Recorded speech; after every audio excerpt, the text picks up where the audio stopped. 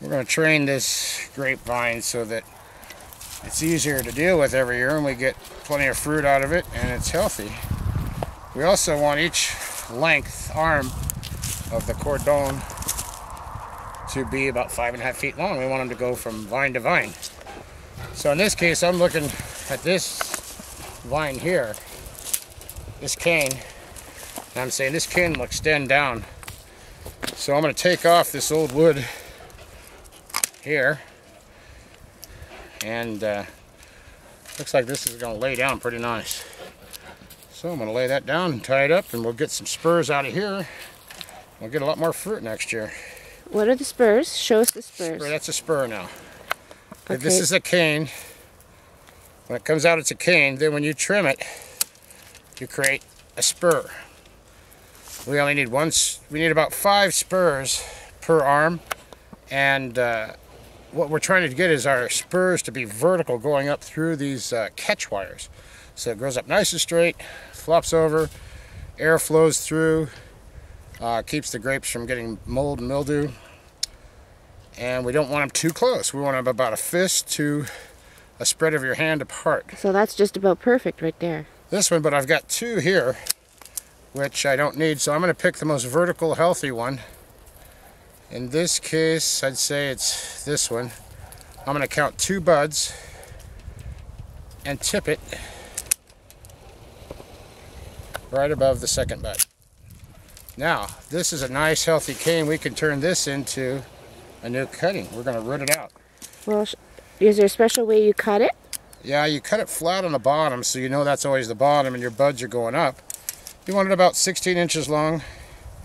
You want good spacing. This is called internodes. You want good spacing between your internodes. 3, 4, 5, 6 inches. Can you show me the internodes again? The internodes are the buds basically coming out each section of the cane.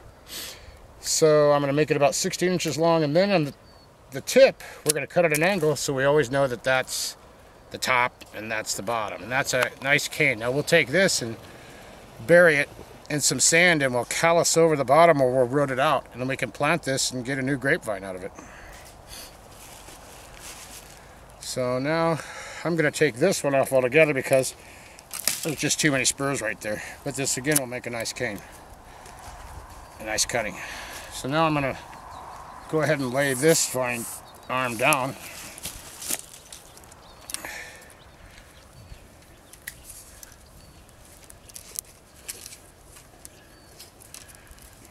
Now hopefully we'll get these buds on this cane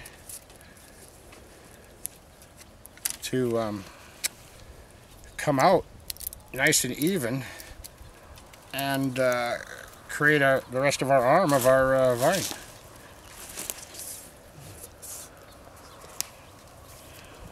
Are you going to let it be that long?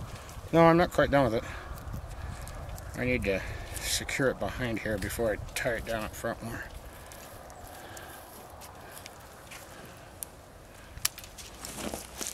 Okay. Now this vine here could come a little further this way. So I'm going to choose to tip it here, and that's going to be a plenty enough arm. And I'm going to tip it right at a bud that's facing up so that this will be the end shoot and go straight up for us and be easy to deal with. I noticed you cut it right through the other bud. Yeah, you can cut it right through the bud at the end.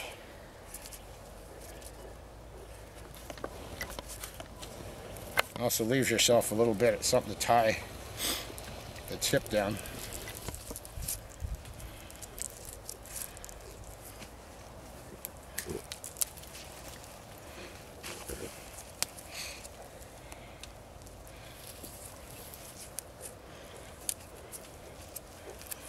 That tip you can usually tie real tight.